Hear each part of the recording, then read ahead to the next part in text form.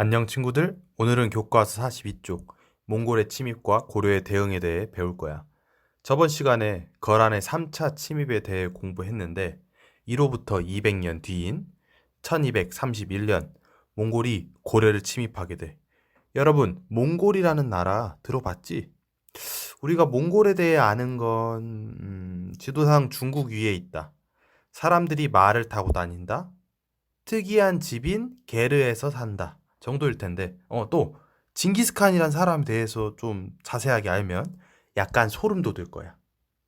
몽골의 황제였던 징기스칸은 그 당시 아시아뿐만 아니라 유럽 등 전 세계의 공포의 존재였어.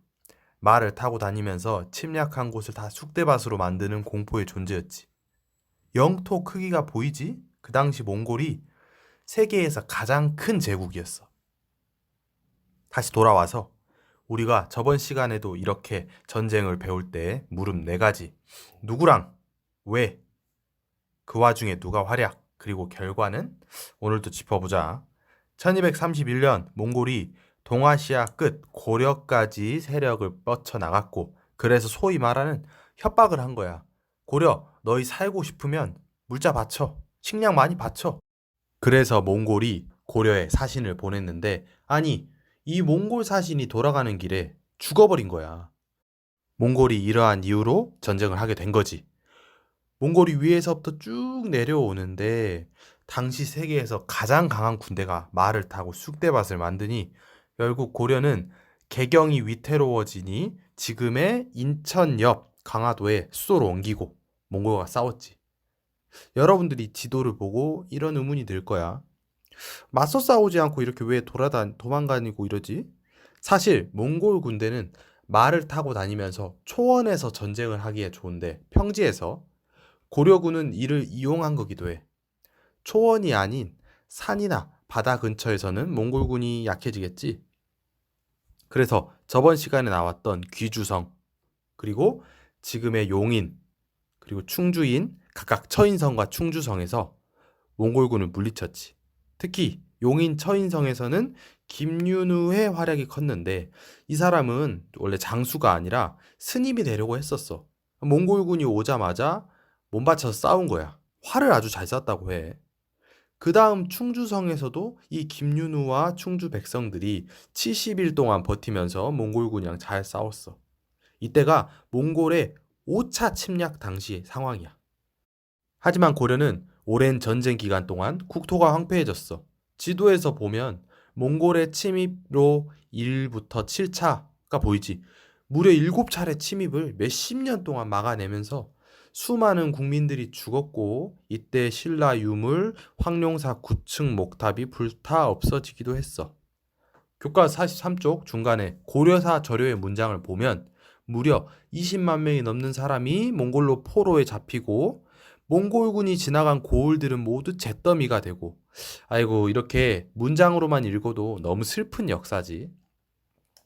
한편 임금이 있는 강화도는 그 주변 갯벌이 발달했고 또 물살이 빨라서 외부의 적이 들어오기 어려운 지형이라 몽골군을 방어하기에 아주 좋았어서 함락이 되진 않았어.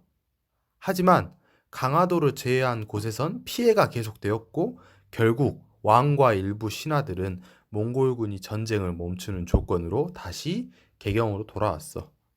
이를 보고 삼별초는 안 된다. 항복하지 말고 계속 싸워야 한다. 그렇게 주장을 했지. 삼별초를 소개하려면 무신 정권부터 말해야 하는데 고려시대 때 무신, 그러니까 뭐 문신 반대로 싸우는 장수, 신하들이 그 힘이 강할 때가 있었는데 최씨 무신 정권의 개인 병사가 바로 이 삼별초였었어. 돌아와서 이 삼별초는 강화도를 시작으로 그 다음 전라남도 진도, 마지막 탐라, 그러니까 제주까지 끝까지 옮겨가면서 몽골군의 항쟁을 하였으나 결국 몽골군을 이기기에는 실패하였지. 전쟁이 끝났으니 이제 결과는 고려는 몽골의 간섭을 받았다. 하지만 나라가 멸망한 것은 아니었기에 유지를 할 수는 있었다. 교과 44쪽 물음에 답해볼까? 강화도에 있는 귀족의 생활과 육지에 있는 백성 생활은 어땠을까요? 써보자. 강화도에 있는 귀족들은 편하게 생활하는 반면 육지에 있는 백성들은 죽거나 포로가 되었을 것이다.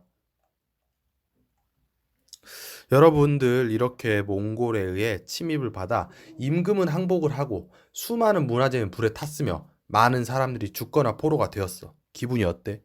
우리나라가 이렇게 약한 탓에 이런 슬픈 역사의 기억을 안고 가야 되는 것 같지? 선생님이 영상 초반에 몽골은 어떤 나라라고 했지? 아메리카, 아프리카를 제외하고 전 세계에 거의 정복한 나라야. 징기스칸과 그 후예들은 전쟁에서 진 적이 없어.